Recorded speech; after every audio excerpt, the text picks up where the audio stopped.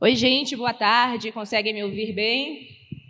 Boa tarde para todos, para todas. Sejam bem-vindas e bem-vindos a essa mesa. Aqui a gente vai falar sobre tecnologia, o uso das tecnologias na educação. Eu espero que seja um ambiente leve, seguro, de reflexões, para a gente conversar sobre diversão, conhecimento, habilidades, tudo isso focado no ambiente de aprendizagem, na educação.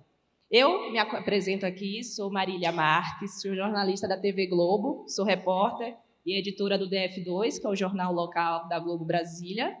E eu quero tirar uns minutinhos para me apresentar um pouco mais fora desse ambiente acadêmico, né? Quero falar um pouco sobre mim e já passo a palavra para os meus colegas aqui para a gente iniciar a nossa conversa. Eu tenho 31 anos, sou jornalista da Globo Brasília, nasci em Salvador, vivi lá, moro há 7 anos aqui em Brasília e sou formada em jornalismo. Fui formada pela Universidade Federal do Recôncavo da Bahia, a UFRB. Tem baianos aqui bastante, né?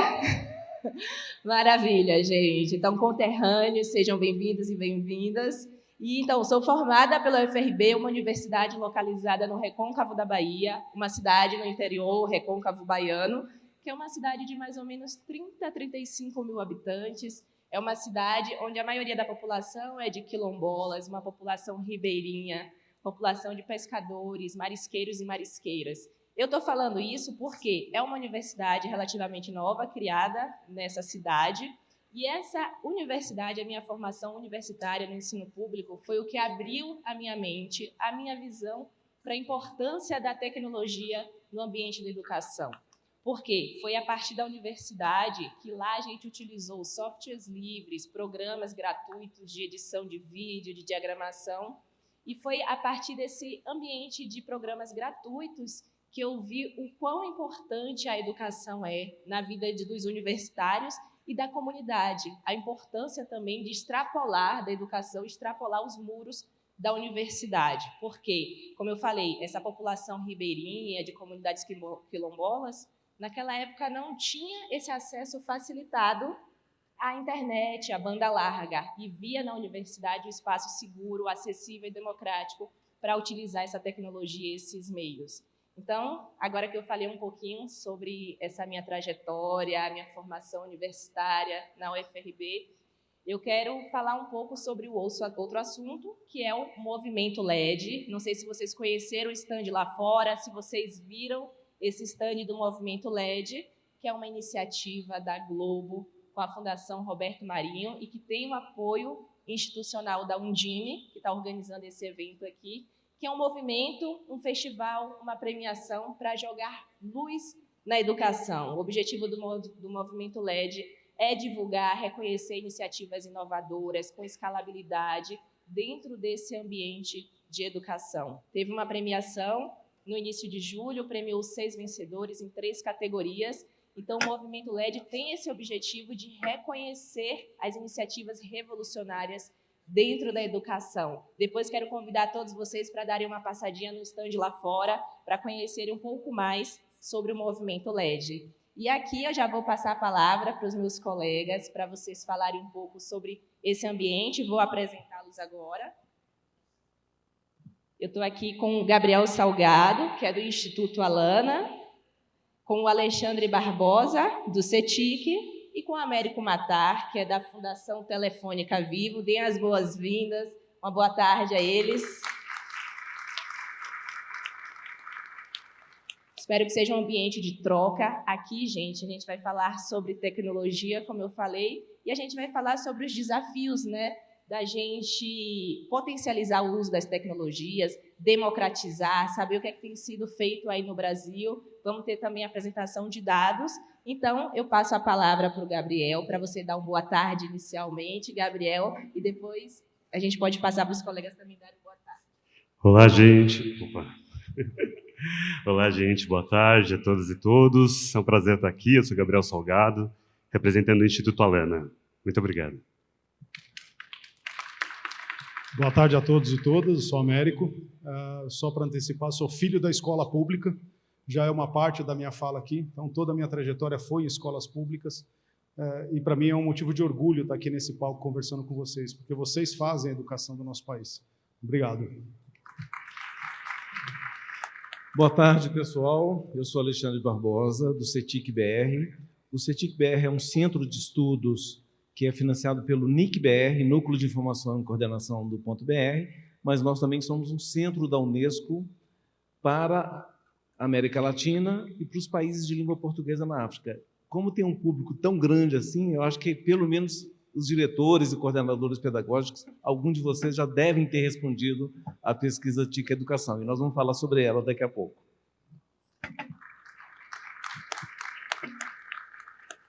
Muito obrigada, pessoal. Então, a gente agora inicia, né? Vamos fazer esse aquecimento aqui para a nossa mesa. Agora que a gente já se conhece, estamos mais próximos, a gente criou um ambiente aqui de empatia mais leve para a nossa conversa. Acho muito importante isso. Eu vou passar agora novamente a palavra para o Gabriel Salgado, que é coordenador de projetos na área de educação no Instituto Alana. É um prazer, Gabriel, ter você aqui com a gente, conversando. E ele vai falar um pouco sobre desafios e oportunidades para a presença das crianças no ambiente digital. Um assunto importante, relevante para a gente discutir. Te dou a palavra aqui, Gabriel. 15 minutos dessa conversa. Muito obrigado, Marília. Olá, gente. Eu vou ficar de pé, então, né, para me comunicar melhor. Eu sou Gabriel Salgado, eu estou representando aqui o Instituto Alana. Vou falar um pouco mais sobre o Instituto, que é um parceiro, né, institucional da Undime. E, para mim, é um prazer estar aqui. Para a gente é sempre um privilégio trocar com vocês, escutar também, né, dentro e fora desse espaço. E hoje, mais especificamente, eu vou trazer um pouco dos acúmulos do Alana e das nossas reflexões sobre desafios e oportunidades, né, para a gente pensar a presença das crianças e dos adolescentes no ambiente digital. Como que a gente pode trazer algumas contribuições e algumas referências para as redes de ensino, para o trabalho que vocês desenvolvem, né? Então, aqui, para começar, antes de entrar no tema, só contando de onde eu venho, né, o Alana é uma organização da sociedade civil, sem fins lucrativos, que atua com essa missão de honrar a criança. Então, a gente desenvolve projetos, ações, campanhas, com o objetivo de promover os direitos das crianças e adolescentes para que elas e eles possam ter uma vivência plena, né? E hoje, mais especificamente, a gente está falando sobre a presença dessas crianças e adolescentes no ambiente digital, por meio da tecnologia digital, na internet, né? Aqui, para começar, eu trouxe apenas uma pincelada, né, de como esse direito está presente nas nossas regulamentações nacionais. Aqui eu não vou citar todas elas, até para cuidar do tempo, e quem sabe a gente ter a oportunidade de dialogar mais depois, mas só citando, né, desde a LDB, o Plano Nacional de Educação, que já tem suas metas e estratégias, uma delas, né, que prevê a ampliação do acesso às crianças e adolescentes aos ambientes digitais, a própria Base Nacional Comum Curricular, e aí não tem só um ponto, tem vários pontos, né, que prevêem também a garantia, né, e o desenvolvimento de habilidades e competências dessas crianças no ambiente digital. E aqui, por último, só para citar também o Comentário Geral 25 das Organizações das Nações Unidas, que é o comentário que vai falar precisamente sobre como precisam se dar, né, os direitos dessas crianças no ambiente digital mesmo. Aqui, então, para começar a falar sobre qual é essa relação, né, a gente trouxe um dado que eu acho que meus companheiros de mesa vão, inclusive, ressaltar mais, sobre a presença, né, a importância da gente olhar para os ambientes digital quando a gente está falando sobre a garantia dos direitos dos meninos e meninas de maneira integral, né, permanente, continuada e interseccional, né? Então, aqui a gente olha que 1/3 dos usuários da internet no mundo são crianças e adolescentes. Olhando especificamente para a realidade brasileira, a gente tem que 89% ali das crianças e adolescentes de 9 a 17 anos é usuária da internet no Brasil, chegando a quase 25 milhões, né, de crianças e adolescentes, num número que vem aumentando ano a ano, e isso sem falar daquelas que têm menos de 9 anos de idade. Então, acho que aqui é o nosso compromisso público e até a motivação para a realização dessa mesa. Se a gente pensa o cuidado integral a crianças e adolescentes, a gente precisa olhar, né, atentamente para os desafios, mas também para as oportunidades que ocorrem no ambiente digital, né?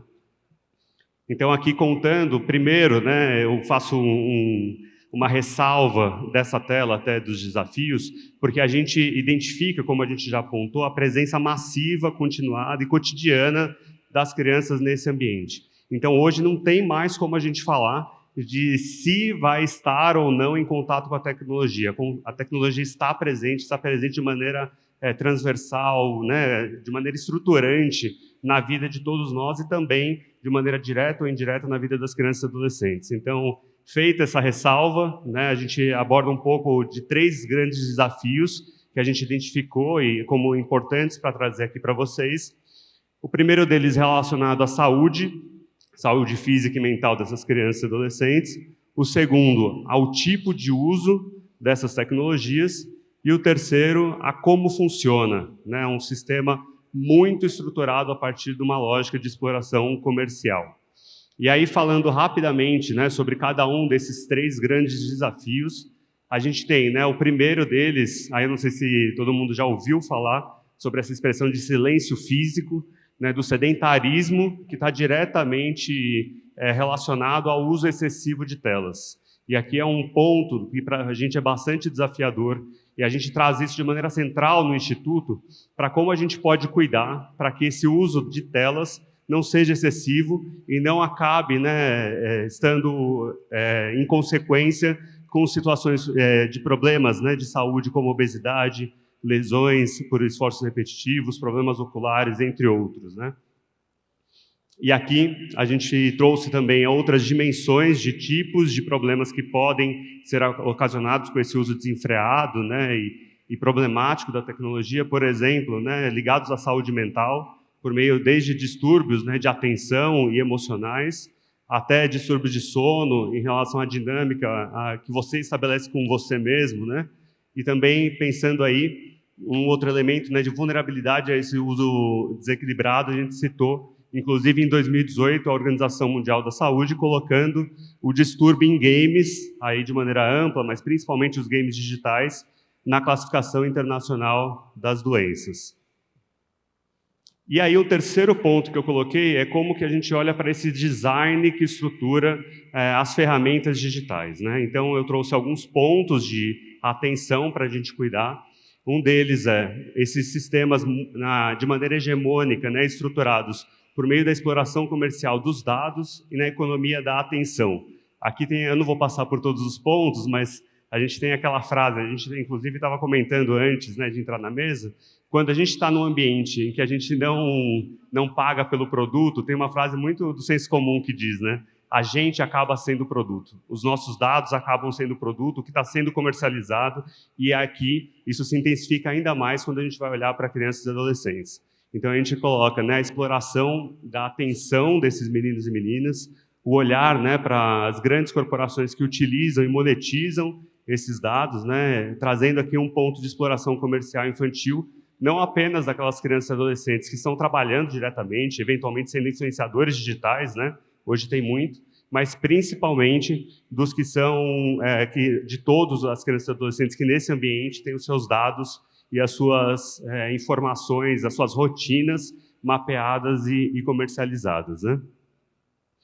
Então, aqui eu trouxe mais um último ponto para a gente olhar esse desafio mesmo, né, do uso desenfreado das tecnologias, que é, né, o fato aí de 1 a cada 5 crianças de 2 a 4 anos terem o seu desenvolvimento prejudicado durante a pandemia, e uma pesquisa da Universidade Federal do Rio de Janeiro, feita com educadores, que apontaram que para 78% dos educadores pesquisados, né, as crianças da pré-escola tiveram, sim, a sua expressão oral e corporal afetadas durante a pandemia, e muito por conta de um uso desenfreado e restrito das tecnologias digitais, né?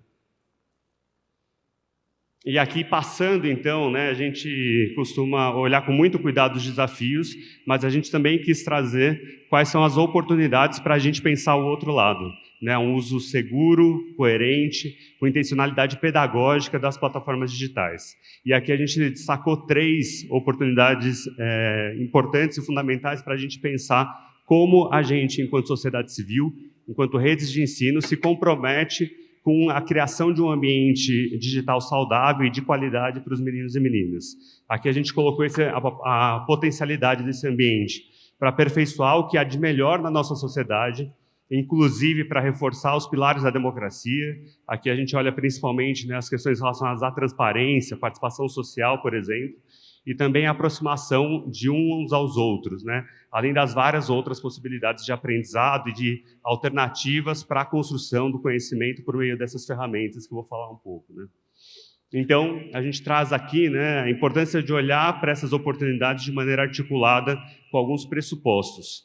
Então, eu coloquei aqui na tela alguns deles, a gente se comprometer com o design da plataforma, tanto as empresas quanto as próprias redes de ensino, ao lidar com as ferramentas que são disponibilizadas e oferecidas para elas, né?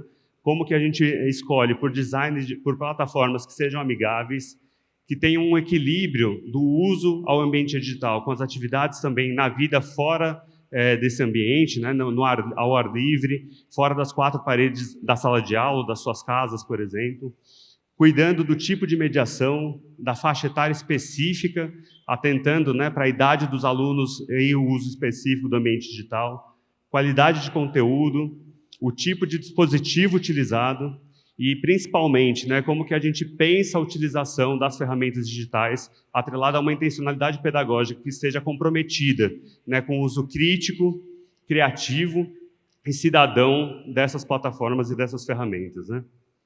Então, aqui uma frase que resume um pouco, né, esse olhar para as oportunidades, é que a gente identifica que quanto mais essa participação é ativa, crítica e responsável, mais a gente consegue proporcionar, né, oportunidades para as crianças e adolescentes nesse sistema em que elas devem ser mais criativas e criadoras do que consumidoras, né? E acho que esse é um dos grandes desafios, como a gente colocou.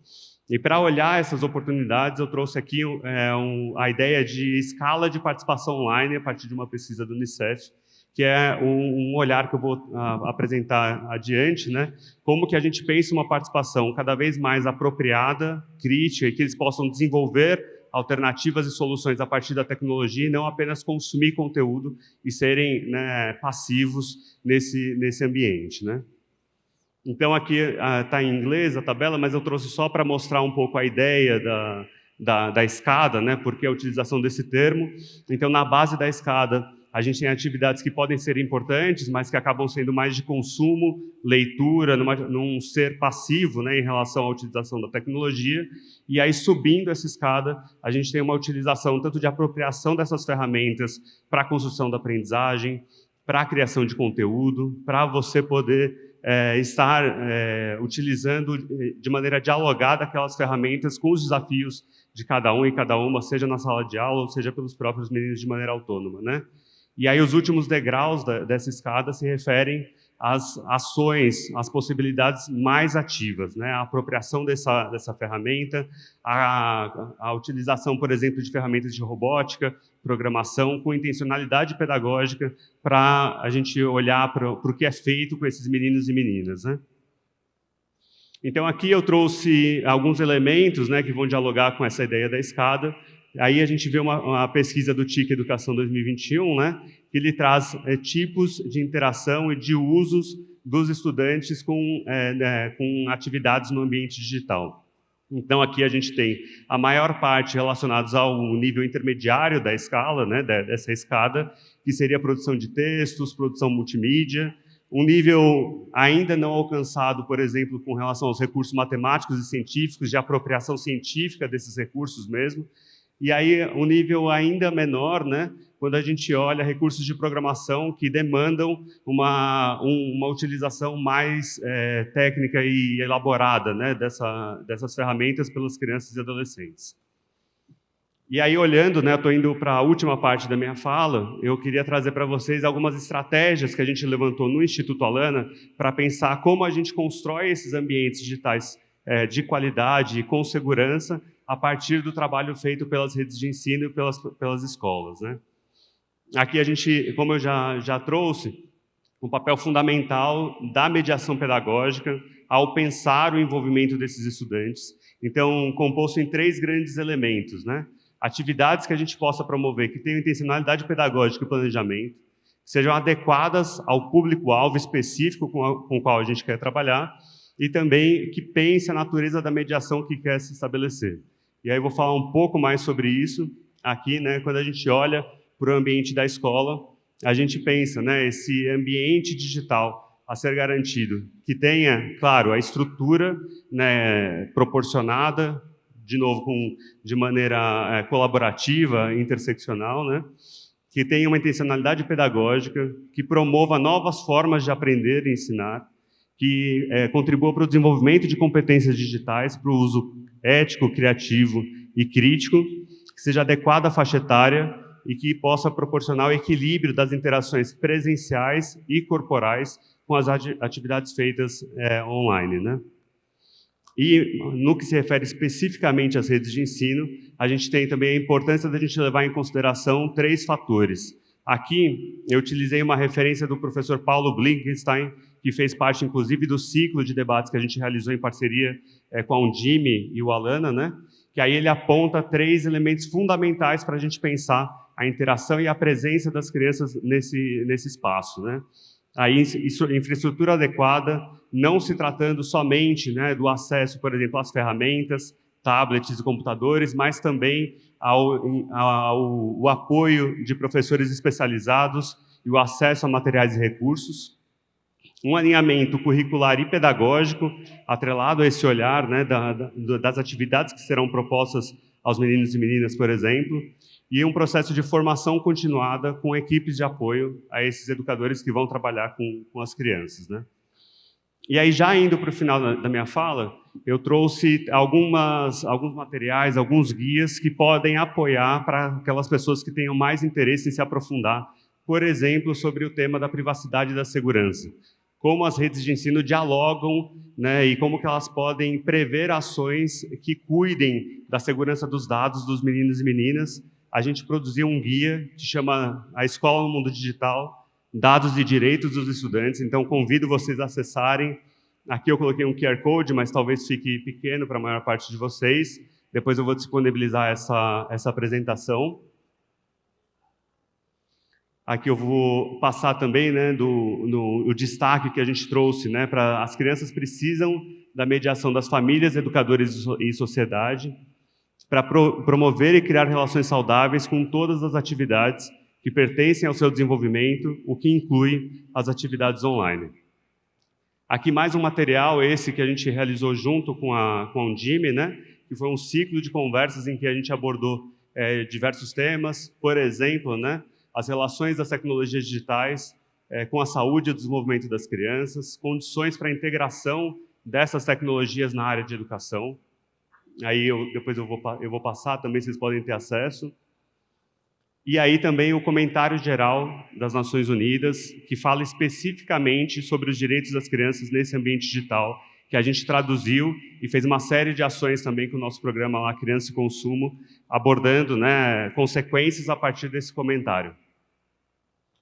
E, por último, a gente fez uma série de conversas online para a gente pensar com especialistas do Brasil inteiro e do mundo, né, sobre o que é ser criança no mundo digital. Então, eu termino a minha fala indicando esses materiais e abrindo, né, essa conversa e disponibilizando também o meu contato e do Instituto Alana para que a gente possa seguir esse papo e pensando alternativas junto com a Undime, junto com todos vocês, para como que a gente consegue, nesse esforço coletivo, intersetorial, colaborativo de sociedade civil, mas também de empresas e de redes de ensino, para a garantia de uma educação de qualidade onde quer que seja, inclusive nos ambientes digitais. Muito obrigado, gente.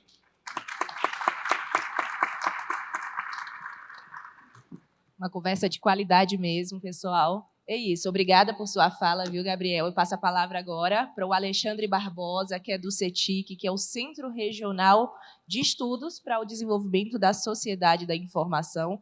E ele vai conversar com a gente agora sobre o que os dados trabalhados pelo CETIC, eles dizem sobre acessos à tecnologia e o que isso impacta na educação. Eu passo a palavra para você, Alexandre. Seja bem-vindo. Muito obrigado. Mais uma vez, boa tarde. Bom, eu estou aqui literalmente impressionado com essa plateia que está aqui na minha frente e queria inicialmente agradecer a Undime pelo convite e parabenizar o Luiz, porque a gente, na verdade, nessa concepção de rede que a gente tem, né, a gente não tem noção do impacto que vocês que estão aí, educadores, podem causar no sistema de ensino, né? Então, É impressionante, parabéns, Undime, e agradeço também, porque a pesquisa... Eu vou falar muito da pesquisa TIC Educação, né?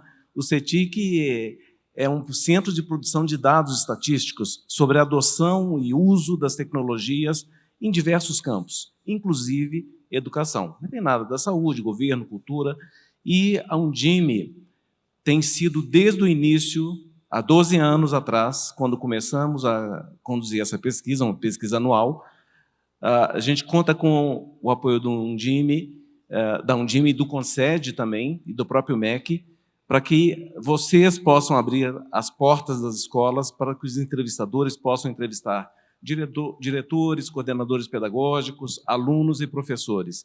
É uma pesquisa amostral, mas representativa, então agradeço muito esse apoio que a Undime vem dando à pesquisa. E também eu queria fazer um pedido, porque, além de dirigir o CETIC, eu sou membro do Comitê Consultivo do IBGE, do Censo do IBGE, que está, neste momento, coletando os dados, e peço que todos abrem as portas das suas casas para atender o recenseador. Ter dados estatísticos é muito importante. Eu não consigo mudar o sistema educacional se eu não meço, né? Colocar um termômetro e medir a temperatura. Então, dito isto, eu tinha aqui uma apresentação, mas o Gabriel já apresentou 2 dados que já estavam na minha apresentação. Eu vou pular os meus slides, porque vocês sabem que quem mexe com a estatística coloca um gráfico, você fica 1 hora falando sobre o gráfico, né? Então, eu vou pular a apresentação, está disponível aí para vocês. E eu queria começar a minha fala fazendo uma reflexão, e se eu conseguir deixar um conceito na mente de todos vocês, eu vou sair daqui muito feliz, que é sobre o acesso das tecnologias digitais nas escolas. O porquê funciona, o porquê não funciona, se tem, se não tem, e com que qualidade essa conectividade das escolas, a importância dessa conectividade para a integração da tecnologia de forma efetiva no currículo escolar. E nós, no CETIC, produzimos centenas e centenas de indicadores sobre diferentes temas nas escolas. E com a Covid, essa pesquisa é uma das pesquisas que é feita presencialmente. A gente vai em mais de 360 municípios, em escolas rurais, e com a pandemia a gente ficou impossibilitado de fazer isso. Então, em 2020, nós fizemos essa coleta de dados apenas com diretores por telefone. Em 2021, com a continuidade da pandemia, nós fizemos de novo por telefone, apenas com professores. E, a partir deste ano agora, a partir de setembro, retomamos ao modo presencial, coletando presencialmente, inclusive em escolas rurais, aí junto com alunos, professores, coordenadores pedagógicos e diretores. Mas a pandemia, ela explicitou a desigualdade no nosso país, não só nas nossas vidas e nos nossos domicílios, mas também nas escolas. Porque, na verdade, quando a gente olha o impacto dos programas de fomento, de adoção das tecnologias na educação, isso remonta a mais de 20 anos. Desde a década de 90, nós temos programas de fomento. Quem é que não se lembra do Proinfo? E, com isso, algum impacto esse programa teve. Mas ele tem um impacto no ensino. Esse é um ponto que vai conduzir ao conceito que eu quero trazer para vocês. Porque o Proinfo ele foi capaz de levar computador, banda larga, o programa Banda Larga nas escolas. Então, hoje nós temos, na área urbana, por exemplo, é quase que universal, com algumas variações por região. A região norte é mais prejudicada em termos de conectividade, mas quando a gente vai ver qual é essa conectividade, ou a conectividade está disponível apenas na sala do diretor, ou é um acesso móvel, né, pelo celular. A escola está conectada. Você pergunta para o diretor, essa escola tem acesso à internet? Tem, pelo celular. Está disponível para os alunos? Não. Então, embora nós tenhamos um nível, uma proporção de escolas muito alto que tem acesso à internet, este acesso, muitas vezes, não está disponível para os alunos e muito menos na sala de aula. Aproximadamente 54% das escolas públicas tem internet disponível para os alunos nas salas de aula.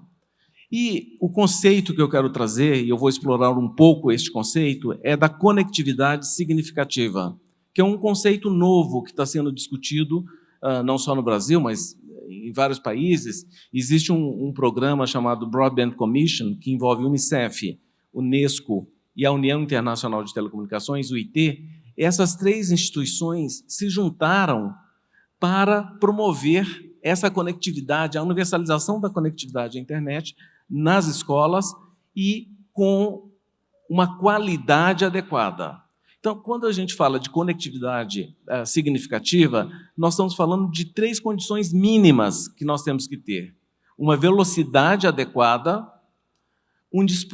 um ou mais dispositivos apropriados para o uso pedagógico e sem limites de pacotes de dados. Você tem que ter internet disponível para o seu uso a qualquer momento e com uma velocidade adequada. E o que nós vemos na população geral? As classes D e E, elas têm acesso à internet exclusivamente no celular. E o que a pandemia nos revelou? Da noite para o dia, nós fomos obrigados a fechar as escolas e os alunos foram para suas casas. No estado de São Paulo, a gente trabalhou muito com a Secretaria Estadual de São Paulo para definir condições de conectividade, fazer um raio-x da conectividade no estado de São Paulo. Depois trabalhamos com outros estados e também trabalhamos com Moçambique e Cabo Verde, na África, por um plano de contingência. Muito bem, da noite para o dia, o professor ele se viu obrigado a entregar um conteúdo remotamente, no meio virtual, e o aluno se viu numa condição que ele tinha que ter acesso a esse conteúdo. E muitas vezes a gente viu a própria Globo mostrando situações que a criança tinha que subir no morro ou subir na árvore para ter sinal no celular. Esse dispositivo está adequado para um uso pedagógico? Essa velocidade está adequada? Então, esse é um conceito que eu queria que todos saíssem daqui pensando o que é uma conectividade significativa da minha escola. É eu dar condições para o aluno de ter um computador, não só o celular, de ter uma velocidade equivalente ao mínimo de 4G e não ter limites de dados. Sobretudo quando nós estamos falando de entrega de conteúdos por streaming, né? E um dado, o Gabriel mostrou aqui um dado da TIC Kids Online, mas como ele não sabia que ontem foi lançados os novos dados, ele mostrou 89% das crianças de 9 a 17 anos tendo acesso ao celular. E agora, Gabriel, no dado que mostramos ontem, está 93%.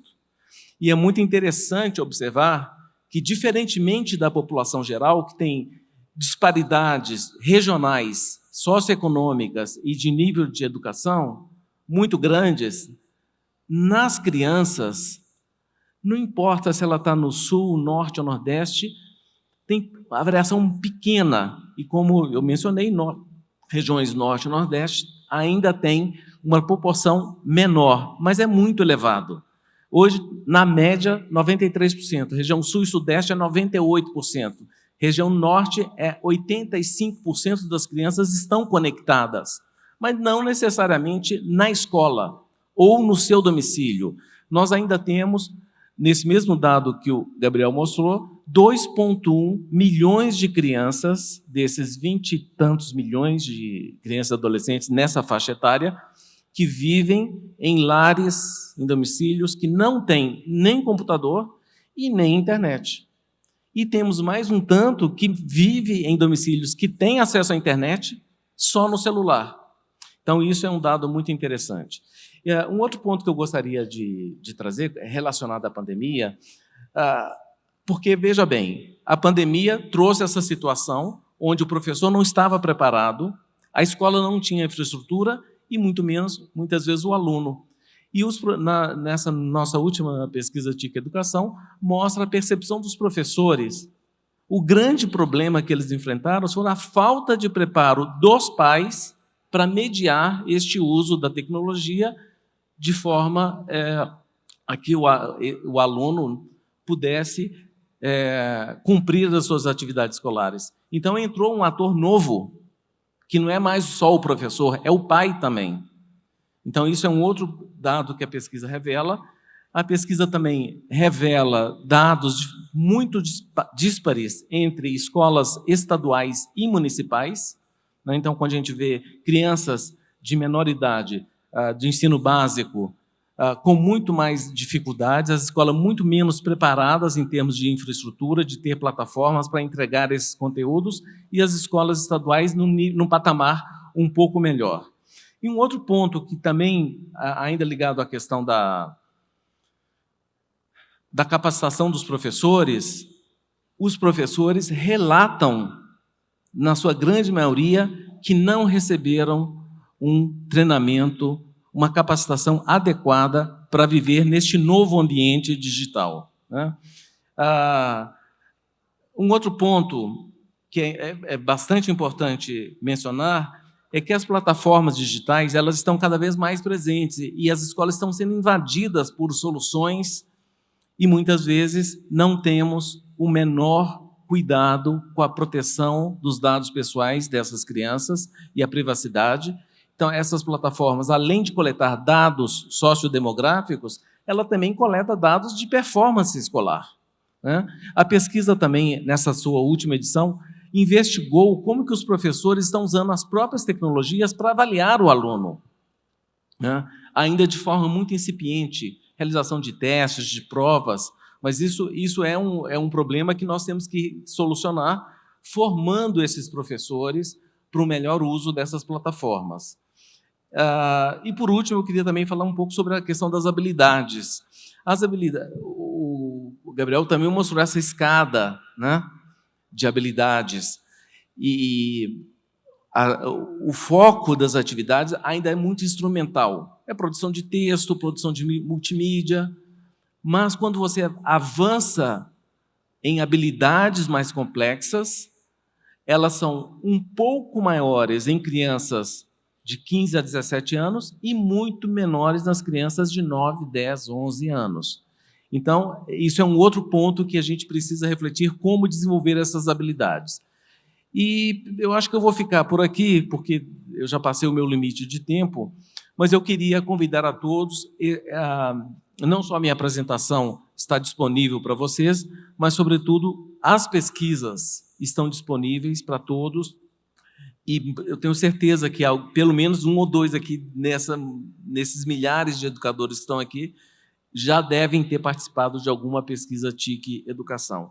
E essas pesquisas, e com isso eu concluo, é importante mencionar que, desde a sua origem, ela se baseia num grupo de especialistas, educadores. Eu não sou educador, né? Eu sou metodologista, estatístico, engenheiro, mas não entendo da educação. Então, por isso, nós temos muitos aqui nessa sala, Undime, Concede, MEC, Unesco, fazem parte deste grupo que apoia essa pesquisa. Então, esse termômetro que a gente utiliza, o que medir e como medir, é definido por vocês que são especialistas na área de educação. Então, isso é muito importante, porque isso é que dá legitimidade aos dados, né? E além de todo o rigor estatístico que está baseado nas melhores práticas de produção de dados estatísticos públicos. E, com isso, eu vou terminando por aqui e passo a palavra de volta para a nossa moderadora. Uma contribuição importante, uma reflexão importante sobre a pandemia. O Alexandre falou também sobre as reportagens que a TV Globo mostrou durante esse período da pandemia, de estudantes que não tinham acesso, tinham celular, mas não tinham internet para se conectar, para estudar. Foi realmente um período muito difícil. Por outro lado, também mostramos iniciativas, inclusive com o Movimento LED, de professores que estavam ali na base buscando incluir esses alunos nesse meio da educação, dos estudos. Vocês que estão também ali na base, nesses municípios, conheceram de perto essa realidade. Então, foi um esforço significativo de professores, de educadores, para fazer dar certo a educação durante esse período difícil da pandemia, mesmo que tivesse acesso a celulares, mas nem sempre a banda larga, a internet, era o suficiente para isso. Então, obrigada pela sua contribuição, Alexandre. Eu passo a palavra agora para o Américo Matar, que é o presidente da Fundação Telefônica Vivo e ele vai conversar com a gente sobre como a Fundação apoia, né, o desenvolvimento de competências digitais de educadores e estudantes. Seja bem-vindo, boa tarde. Obrigado, Marília, boa tarde. Pessoal, vou usar a tribuna ali, porque ficar sentado, eu fiz um monte de anotação para falar para vocês, e a tribuna que me ajuda, né, o púlpito me ajuda. Bom, acho que a gente vem numa crescente nessa conversa de hoje, né? O Gabriel falou muito de como levar a tecnologia qualificando na escola. O Alexandre trouxe alguns dados super importantes da qualidade da conexão que chega na nossa escola pública. E eu vou trazer um pouco mais sobre competências digitais. Eu acho que o nosso país vem avançando gradativamente nessa direção e nós temos um momento único na nossa história. Os últimos projetos de lei que foram aprovados, bem como os recursos do 5G, do leilão do 5G, movimentaram aproximadamente 10 bilhões de reais para conectar escolas, que tem que chegar até as escolas de vocês. Isso, somado à PIEC, é um impulso que a gente não tinha uma oportunidade como essa, e ela vem, obviamente, a reboque de uma tragédia que foi essa pandemia que nós vivenciamos, mas olhando o lado, se é que tem algum lado bom, mas uma coisa que a pandemia nos trouxe são dois fatores relevantes, que não se discute mais se a tecnologia é necessária, mas o como fazer, e que acabou essa história de que a gente pode prescindir do professor.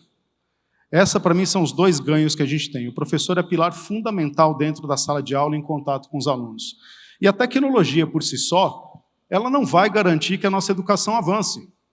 Esse é um outro debate, né? Na Fundação Telefônica Vivo, por estar ligado à Vivo, uma empresa de conectividade, uma telco digital, as pessoas acham que a gente defende a conexão e a tecnologia como um fim em si próprio. A gente não defende isso, porque se isso funcionasse, pessoal, os diversos programas que nós tivemos ao longo do tempo, o UCA, um computador por aluno, ou um tablet para cada criança, ou, quiçá, um pouco mais de tempo atrás, se a gente desse uma Barça para cada um, dava tudo certo. O aluno aprenderia sozinho. E não é assim que funciona. Então, nesse contexto, o professor tem um papel ainda mais relevante dentro da sala de aula. Ele tem um papel de mediador do conhecimento. Só que as nossas universidades, de uma forma geral, não estão preparando o professor para esse dia a dia, e o próprio processo de formação continuada também não prepara para essa realidade. É uma realidade muito mais fluida. Eu tive a chance, como eu falei para vocês, de estudar na escola pública, e fui muito influenciado pelos meus professores. E eu costumo brincar que eu tinha lá o velho Joca, meu professor de história, que ele já era digital há 35 anos atrás. Porque ao invés de me perguntar a data que o Brasil foi descoberto, 22 de abril de 1500, e ele fazia uma brincadeira, você tem uma foto da Folha de São Paulo, 21 de abril de 1500, para garantir? Será que não foi dia 20 ou dia 23? Ele fazia a prova com consulta, e ele perguntava para a gente qual era o contexto histórico que o Brasil foi descoberto. E esse é o poder da tecnologia na sala de aula, é trazer essa qualidade do ensino, a qualidade da troca com o aluno, trazer a aprendizagem para o centro do processo educativo. Então, a tecnologia em si não é uma ferramenta ou uma panaceia que vai resolver todos os problemas da educação. No final do dia, precisa de um esforço enorme desse grupo que está aqui presente e de outras esferas maiores do governo, da participação da sociedade civil e dos pais, nesse processo de inclusão tecnológica e redução de desigualdades. Então, nesse cenário, se tornou tão importante, e a gente tem alguns avanços relevantes, né? A própria BNCC já prevê as competências digitais. A Base Nacional de Formação Docente também. Nós temos um novo ensino médio que permite aos alunos escolherem e elegerem os conteúdos do seu interesse. Nós soltamos, na semana passada, uma pesquisa interessante de percepção do aluno do ensino médio sobre o que é a escola pública. Nós entrevistamos 7.800 alunos do Brasil inteiro para que ela fosse relevante em âmbito estadual. É uma pesquisa que tem margem estatística para se olhar só o Estado. E essa pesquisa mostrou um dado muito legal. Vocês têm uma ideia do que o aluno acha da escola pública? Alguma ideia de como ele enxerga a escola pública? Então, pasmem, 90% dos alunos falaram que acham boa ou ótima a escola pública. A gente tem um senso comum de imaginar que o aluno vai dar uma resposta contrária. Outra percepção que vocês sentem no dia a dia. 49% dos alunos dizem que os professores não são valorizados. Tudo bem, gente, não tem novidade nesse número. Agora, um dado que é para deixar cada um de vocês orgulhoso. 80% dos alunos têm um professor que é sua referência. Se isso não for significativo para a gente ficar orgulhoso, eu não sei o que pode ser. 80% dos alunos tenha um professor como sua referência pessoal e profissional. As duas esferas, a gente acha que o aluno segue os youtubers. E aqui eu estou falando, por favor, um recorte do ensino médio e eu já vou costurar aqui para vocês para o fundamental. O aluno segue muitos youtubers, esses influencers digitais. O aluno ele tem duas fontes de influência, a família e a escola. São as duas fontes mais citadas que respondem aí aproximadamente por 80% das respostas dos alunos quando são perguntados diretamente quem influencia suas decisões. E quando a gente vai para um recorte do fundamental, a gente percebe lá no ensino médio as consequências dessa desigualdade educacional que cada um de nós vivenciou nessa pandemia. Vocês, mais do que ninguém, muito se falou da ansiedade dos alunos. Mas e a ansiedade do gestor? A ansiedade do professor na sala de aula? A pandemia, ela não deu recado. Nós chegamos lá em março de 2020 e alguém falou para a gente, fechou a escola, acabou. E foi um barata voa. Ninguém sabia o que fazer. E até hoje a gente está tateando sobre esse aspecto.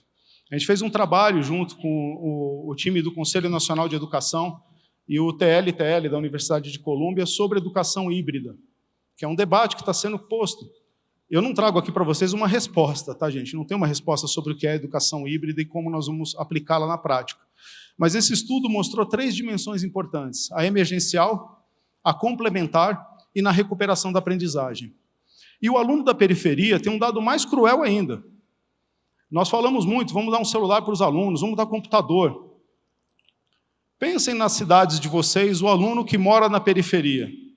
Ele tem ambiência para estudar em casa? Ele tem apoio da família?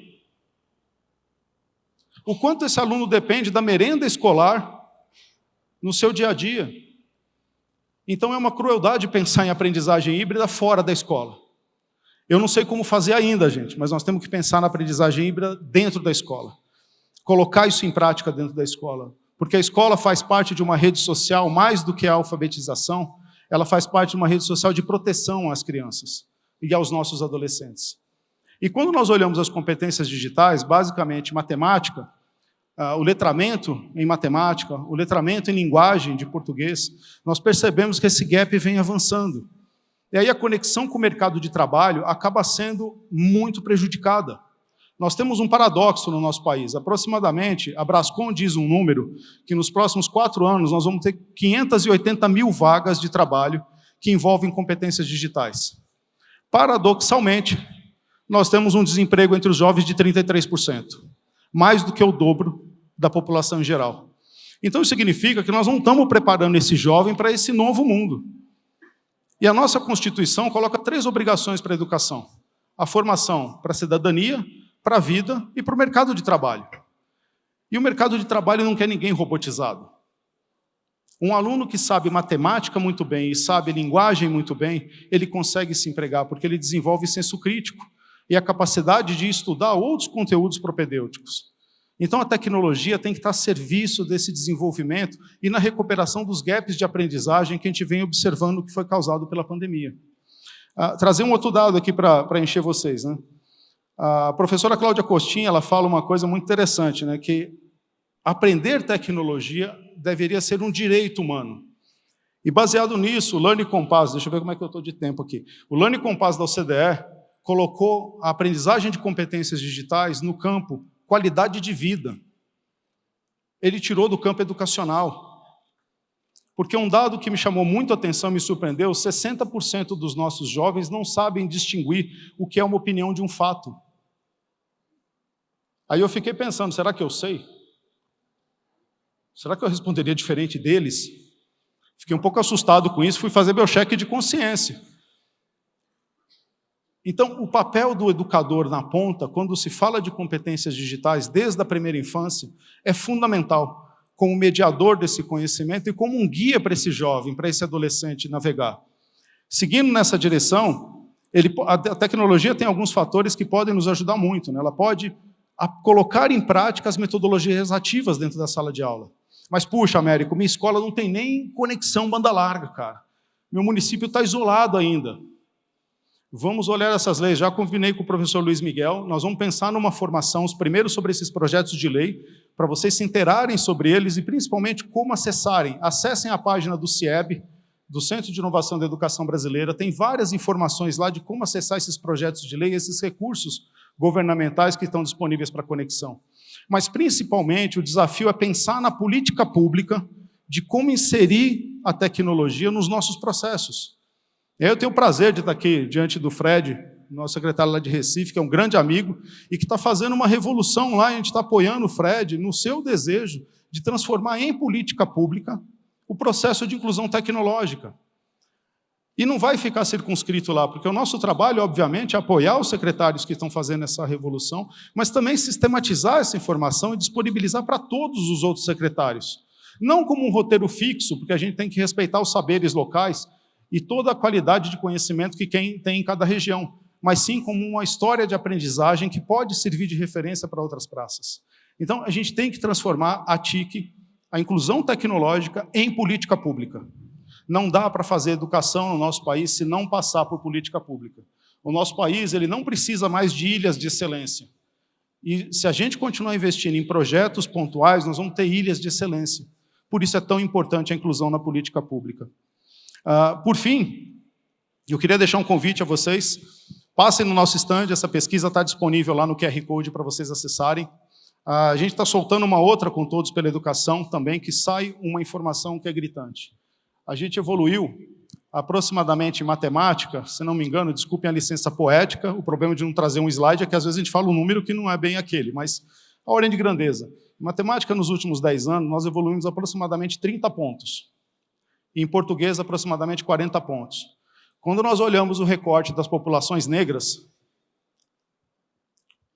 em matemática, eles regrediram 1,5 pontos, e em português eles só avançaram 2 pontos. Olha o tamanho do desafio que nós temos no nosso país de desigualdade. A desigualdade não está só circunscrita a realidades e a geografias, ela está circunscrita também a esta realidade de exclusão. E aí a tecnologia pode nos ajudar.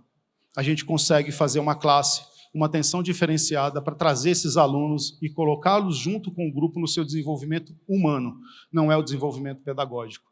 Então, para fechar aqui essa contribuição para o debate, competências digitais é fundamental. E o nosso trabalho na Fundação tem se concentrado nessas parcerias com o poder público, com os organismos como a Undime, de apoiá-los no desenvolvimento desses conteúdos, para que no final do dia chegue até vocês e que chegue lá dentro da sala de aula. A gente tem sim projetos que a gente gosta de fazer, mas a primeira pergunta que a gente faz é como nós podemos ajudar vocês.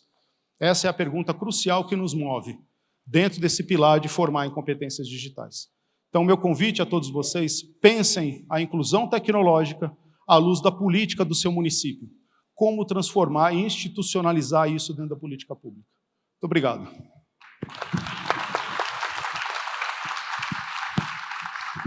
Obrigada, Américo, pela sua contribuição. Obrigada por falar com a gente sobre esse assunto importante. E se a gente está falando aqui sobre democratizar isso, o uso das tecnologias dentro desse ambiente da educação, eu acho que a gente pode também refletir, estender um pouquinho mais a conversa sobre esse assunto, mas de uma forma resumida, visto o nosso tempo curto, e isso, vocês também já participaram bastante aqui hoje. E aí eu passo a palavra para vocês, para a gente tentar enxergar assim, o futuro agora, né? De que forma prática que a gente pode pensar em possibilidade de democratizar o uso das tecnologias na educação, se vocês puderem dar exemplos, porque às vezes a gente conversa e essa definição de tecnologia pode parecer abstrata, mas ela é real, ela é prática, e a gente pode sim trazer exemplos sobre isso. Então, fiquem à vontade se quiserem falar resumidamente sobre quais seriam as formas possíveis e práticas da gente democratizar o acesso das tecnologias dentro do ambiente da educação.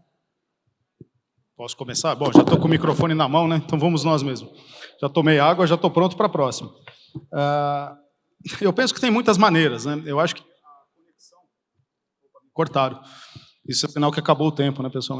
Mais 5 minutos, Estamos com um tempo curtinho, mas a gente consegue falar de forma resumida, assim.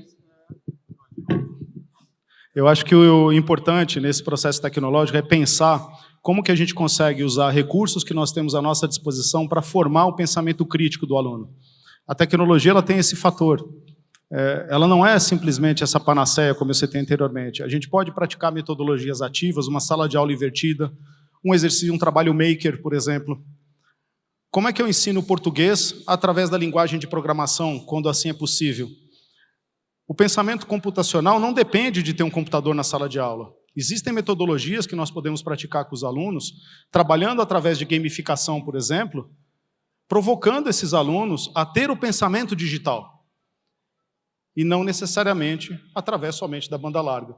Então, sim, se nós tivermos a banda larga, o professor Henrique trouxe esse dado, que as escolas têm um grau de conectividade ainda defasado, mas eu acho que existem formas de a gente colocar as metodologias em prática para fazer com que se desenvolva o pensamento crítico do aluno. Se a gente colocar isso em prática e fizer isso acontecer, eu citei 2 exemplos aqui, existem inúmeros, né?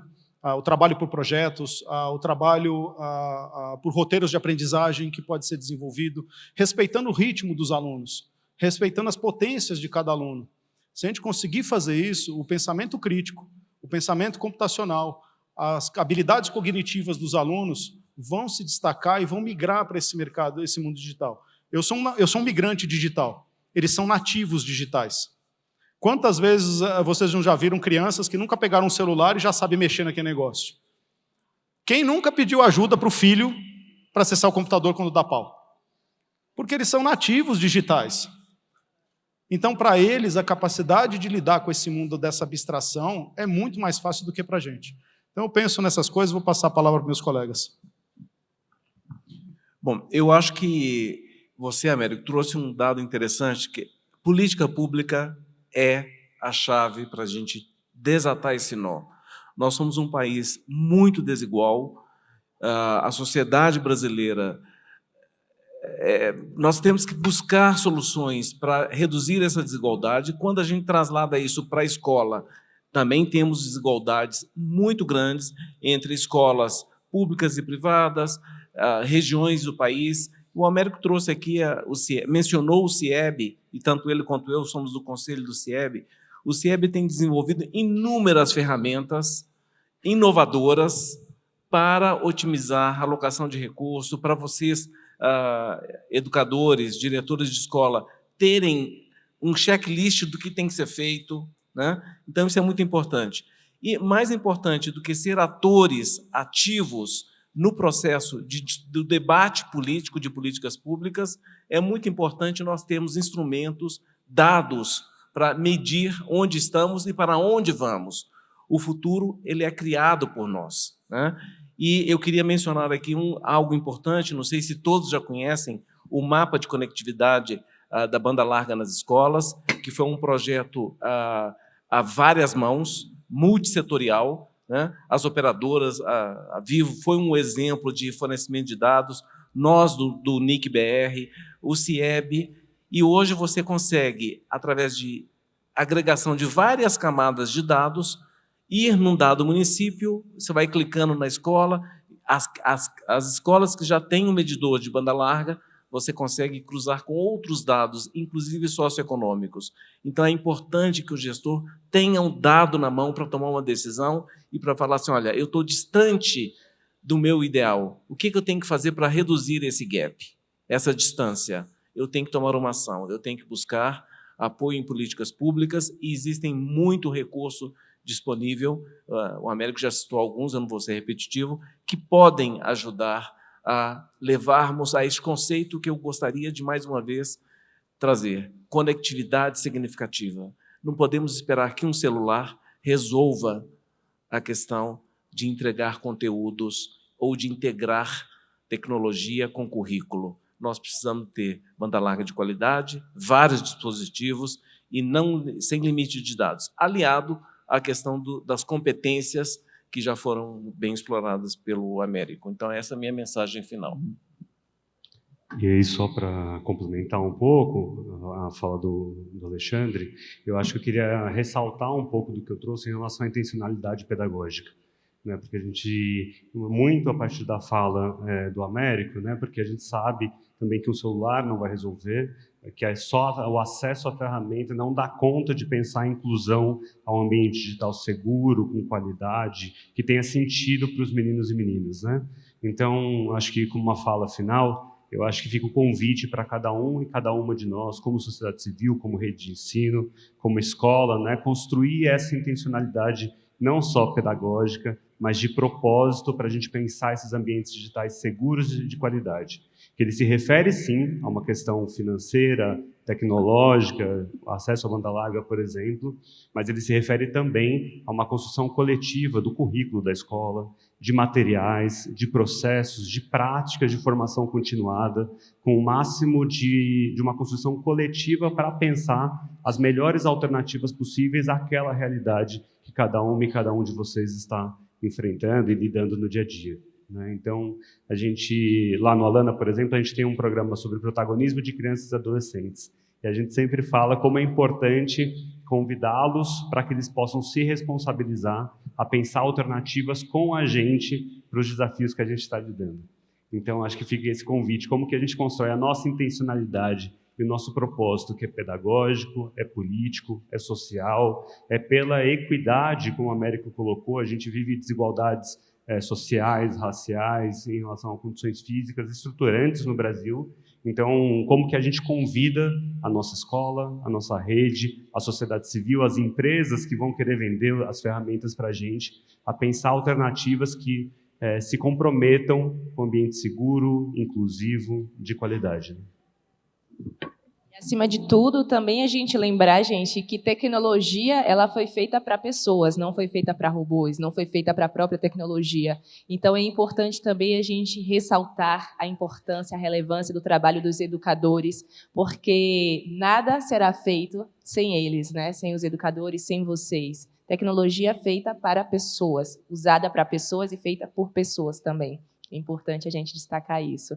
E assim a gente caminha para o encerramento dessa mesa sobre o uso das tecnologias na educação. Tivemos um tempo curto, uma pena que acabou. Acho que tinha muito mais coisa para a gente refletir, debater aqui. Queria ter a oportunidade de ouvir todos vocês.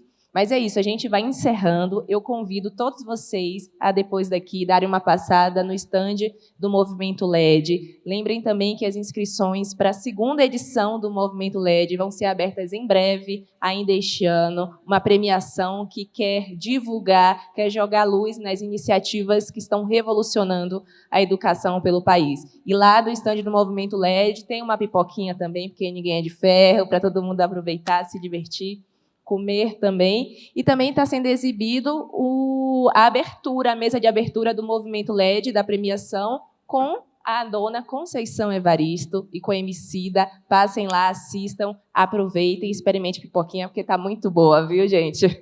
É isso. Eu agradeço a você, Alexandre, Américo, Gabriel, pela participação, pelas contribuições. Obrigada a Undime por organizar esse evento. Obrigada pela presença de vocês e até a próxima.